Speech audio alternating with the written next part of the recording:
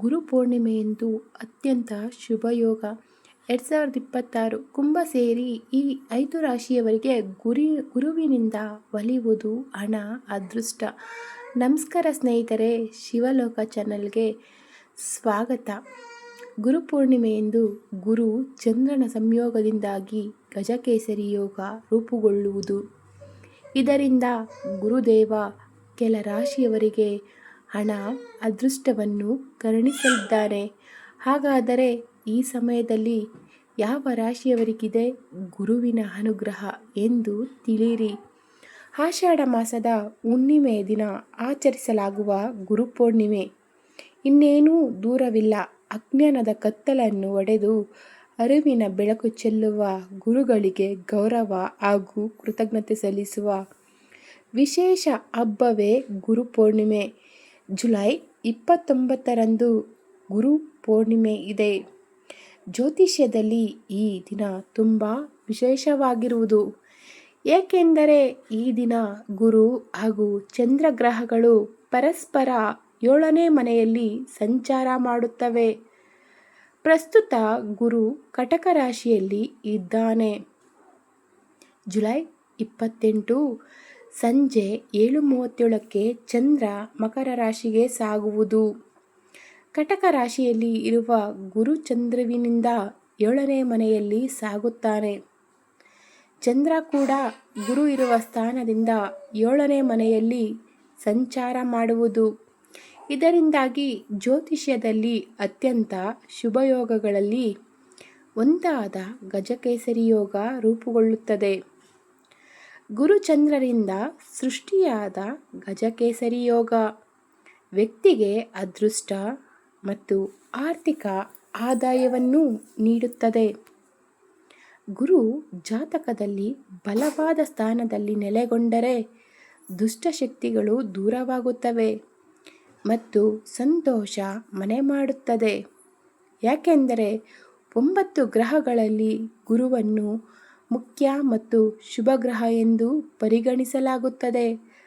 ಅಂದ ಹಾಗೆ ಗಜಕೇಸರಿ ಯೋಗ, ಹಂಸಯೋಗ, ಗುರುಚಂದ್ರ ಯೋಗ, ಗುರುಮಂಗಳ ಯೋಗ, ಕೋಟೇಶ್ವರ ಯೋಗ, ಚಂಡಾಲ ಯೋಗ, ಶಕಟ ಯೋಗ ಮತ್ತು ಇತರ ಅನೇಕ ಯೋಗಗಳು ಗುರುವಿನ ಸ್ಥಾನಗ್ರಹ ಮೈತ್ರಿ ಮತ್ತು ಅಂಶದಿಂದ ರೂಪುಗೊಳ್ಳುತ್ತವೆ.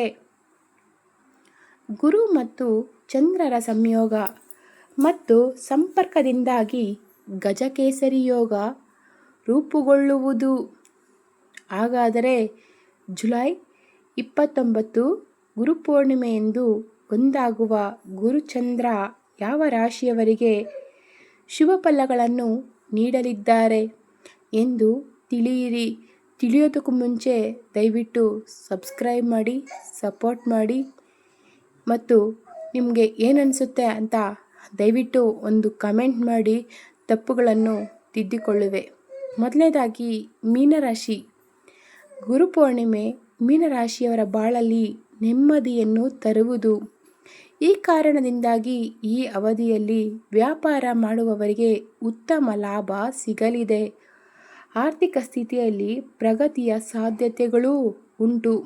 ಈ ಅವಧಿಯಲ್ಲಿ ನಿಮ್ಮ ಶ್ರಮದ ಹಣವು ಚೇತರಿಸಿಕೊಳ್ಳುವ ಸಾಧ್ಯತೆ ಇದೆ. ನೀವು ಇಲ್ಲಿಯವರೆಗೆ ಆರ್ಥಿಕ ಬಿಕ್ಕಟ್ಟನ್ನು ಎದುರಿಸುತ್ತಿದ್ದರೆ ಈ ವೇಳೆ ಅನಿರೀಕ್ಷಿತ ಹಣದ ಒಳಹರಿವು ದ್ವಿಗುಣವಾಗುವುದು. ಕಡಿಮೆ ಪ್ರಯತ್ನದಿಂದ ಹೆಚ್ಚು ಲಾಭವನ್ನು ನೀವು ಕಾಣುವಿರಿ. ಆರ್ಥಿಕ ಸ್ಥಿತಿ ಸಾಕಷ್ಟು ಸುಧಾರಣೆ ಕಾಣಲಿದೆ. ಕುಟುಂಬದಲ್ಲಿನ ಹಿಂದಿನ ಸಮಸ್ಯೆಗಳು ಕೊನೆಗೊಳ್ಳುವುದರಿಂದ ವೈಯಕ್ತಿಕ ಜೀವನ ಸಂತೋಷವಾಗಿರುತ್ತದೆ. ಉದ್ಯೋಗಾಕಾಂಕ್ಷಿಗಳು ಹೊಸ ಉದ್ಯೋಗವನ್ನು ಪಡೆಯಲು ಸಾಧ್ಯವಾಗುತ್ತದೆ. ನೀವು ನಿರೀಕ್ಷೆಗಿಂತ ಹೆಚ್ಚಿನ ಸಂಬಳದೊಂದಿಗೆ ಉದ್ಯೋಗವನ್ನು ಪಡೆಯುವ ಸಾಧ್ಯತೆಗಳೂ ಉಂಟು. ನಿಮ್ಮ ಆರ್ಥಿಕ ಸಮಸ್ಯೆಗಳು ಈ ಗ್ರಹ ಸಂಚಾರದೊಂದಿಗೆ ಕೊನೆಗೊಳ್ಳುತ್ತವೆ.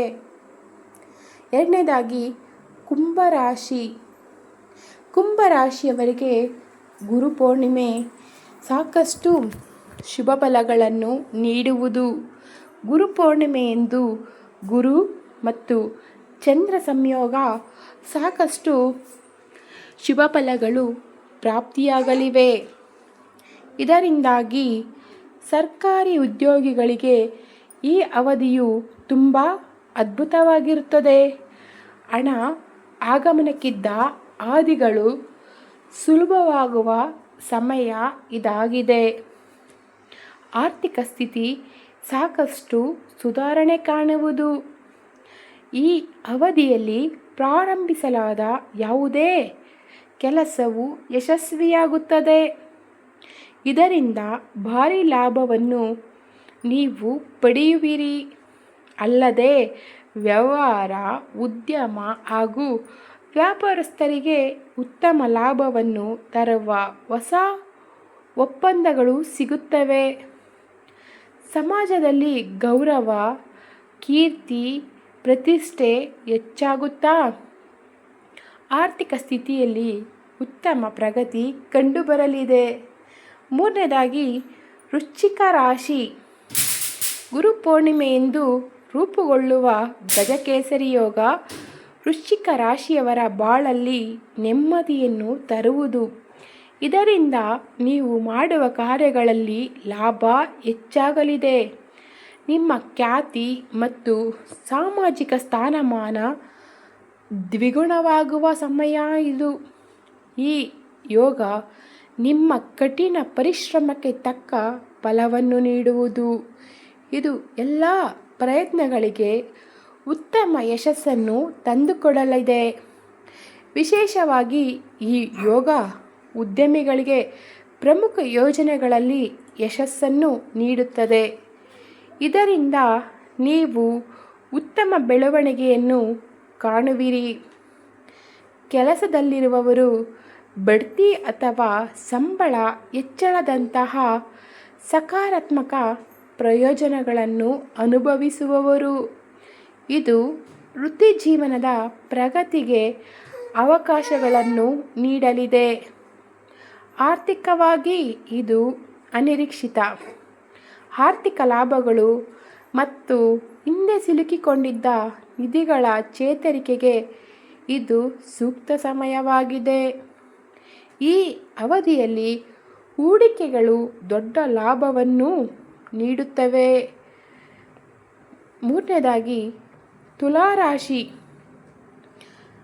ಗುರುಪೂರ್ಣಿಮೆ ತುಲಾರಾಶಿಯವರಿಗೆ ಅದೃಷ್ಟವನ್ನು ಹೊತ್ತು ತರುವ ಸಮಯವಾಗಿದೆ.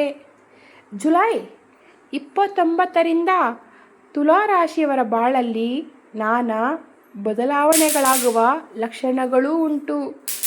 ಗುರುವಿನ ವಿಶೇಷ ಕೃಪೆಯಿಂದ ತುಲಾರಾಶಿಯ ಜನರು ಎಲ್ಲ ಪ್ರಯತ್ನಗಳಲ್ಲಿ ಯಶಸ್ವಿಯಾಗುತ್ತಾರೆ. ಹಣದ ಹರಿವು ದ್ವಿಗುಣವಾಗುವುದು. ಸಂಪತ್ತು ಕೂಡಿಡಲು ಸಾಧ್ಯವಾಗಲಿದೆ. ಈ ಅವಧಿಯಲ್ಲಿ ಉದ್ಯಮಿಗಳಿಗೆ ಉತ್ತಮ ಲಾಭ ಸಿಗುವುದು. ಕೆಲಸ ಮಾಡುವವರಿಗೆ ಹೊಸ ವ್ಯವಹಾರವನ್ನು ಪ್ರಾರಂಭಿಸಲು ಉತ್ತಮ ಅವಕಾಶಗಳು ಸಿಗುತ್ತವೆ. ಅನಿರೀಕ್ಷಿತ ಹಣವನ್ನು ಪಡೆಯುವ ಲಕ್ಷಣವೂ ಉಂಟು. ಈ ಅವಧಿಯಲ್ಲಿ ನೀವು ಹೊಸ ವ್ಯವಹಾರವನ್ನು ಪ್ರಾರಂಭಿಸಿದರೆ ಅದು ಯಶಸ್ವಿಯಾಗುತ್ತದೆ. ಯಾರ್ಯಾರು ತುಲಾರಾಶಿ ಇದ್ದರೆ ಪ್ಲೀಸ್ ದಯವಿಟ್ಟು ಒಂದು ಕಮೆಂಟ್ ಮಾಡಿ. ಉದ್ಯೋಗದಲ್ಲಿರುವವರಿಗೆ ತಮ್ಮ ಕೆಲಸದಲ್ಲಿ ಉತ್ತಮವಾಗಿ ಕಾರ್ಯನಿರ್ವಹಿಸಲು ಅವಕಾಶಗಳು ಸಿಗುತ್ತವೆ. ಹಿರಿಯ ಅಧಿಕಾರಿಗಳಿಂದ ಬೆಂಬಲವೂ ಸಿಗುತ್ತದೆ. ಈ ಅವಧಿಯು ಉದ್ಯಮಿಗಳಿಗೆ ಬಹಳ ಪ್ರಯೋಜನಕಾರಿಯಾಗಲಿದೆ. ವಿಶೇಷವಾಗಿ ಭೂಮಿ, ಆಸ್ತಿ ಅಥವಾ ಕಟ್ಟಡಕ್ಕೆ ಸಂಬಂಧಿಸಿದ ಕೆಲಸ ಮಾಡುತ್ತಿರುವವರು ದೊಡ್ಡ ಲಾಭವನ್ನು ನಿರೀಕ್ಷಿಸಬಹುದು.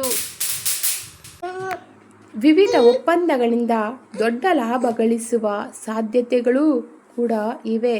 ಸ್ಪರ್ಧಾತ್ಮಕ ಪರೀಕ್ಷೆಗಳಿಗೆ ತಯಾರಿ ನಡೆಸುತ್ತಿರುವ ವಿದ್ಯಾರ್ಥಿಗಳು ಈ ಅವಧಿಯಲ್ಲಿ ಸುವರ್ಣ ಅವಕಾಶಗಳನ್ನು ಪಡೆಯುತ್ತಾರೆ ಮತ್ತು ಯಶಸ್ಸಿನ ಬಲವಾದ ಅವಕಾಶಗಳು ಇರುತ್ತವೆ. ಕೊನೆಯದಾಗಿ ಕನ್ಯಾ ರಾಶಿ. ಗುರು ಪೂರ್ಣಿಮೆಯಿಂದ ಕನ್ಯಾ ರಾಶಿಯವರೆಗೆ ಗಜಕೇಸರಿ ಶುಭಯೋಗ ಕೆಲವು ಸಕಾರಾತ್ಮಕ ಬದಲಾವಣೆಗಳನ್ನು ತರಲಿವೆ. ಈ ಯೋಗದಿಂದಾಗಿ ಆಸ್ತಿ ಅಥವಾ ಹೊಸ ವಾಹನವನ್ನು ಖರೀದಿಸುವ ಬಲವಾದ ಸಾಧ್ಯತೆಗಳಿವೆ. ದೀರ್ಘಕಾಲದವರೆಗೂ ಸಾಲದ ಸಮಸ್ಯೆಗಳಿಂದ ಬಳಲುತ್ತಿರುವವರು ಈಗ ಅದನ್ನು ತೊಡೆದುಹಾಕಲು ಒಂದು ಮಾರ್ಗವನ್ನು ಕಂಡುಕೊಳ್ಳಬಹುದು. ಅದೇ ರೀತಿ ದೀರ್ಘಕಾಲದವರೆಗೂ ನಡೆಯುತ್ತಿರುವ ಆರೋಗ್ಯದ ಸಮಸ್ಯೆಗಳು ಸಹ ಕಡಿಮೆಯಾಗಲು ಅನುಕೂಲಕರವಾದ ಸಮಯ. ನೀವು ಕೆಲಸದಲ್ಲಿ ನಿಮ್ಮ ಸ್ಥಾನವು ಉತ್ತಮ ಬಲವಾಗಿರುತ್ತದೆ. ವ್ಯವಹಾರವನ್ನು ವಿಸ್ತರಿಸುವ ಪ್ರಯತ್ನಗಳಿಗೆ ಇದು ಉತ್ತಮ ಸಮಯ.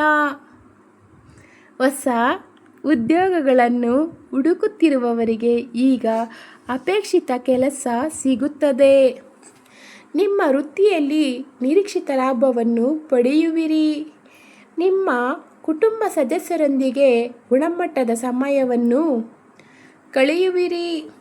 ಇದರಿಂದ ಕುಟುಂಬದಲ್ಲಿ ಶಾಂತಿ, ನೆಮ್ಮದಿ ನೆಲೆಸಲಿದೆ. ಸಮಾಜದಲ್ಲಿ ಮನ್ನಣೆ ಮತ್ತು ಗೌರವ ಹಲವು ಪಟ್ಟು ದ್ವಿಗುಣವಾಗಲಿದೆ. ಈ ಸಮಯದಲ್ಲಿ ನಿಮ್ಮ ಆತ್ಮವಿಶ್ವಾಸ ಕೂಡ ಹೆಚ್ಚಾಗುತ್ತದೆ.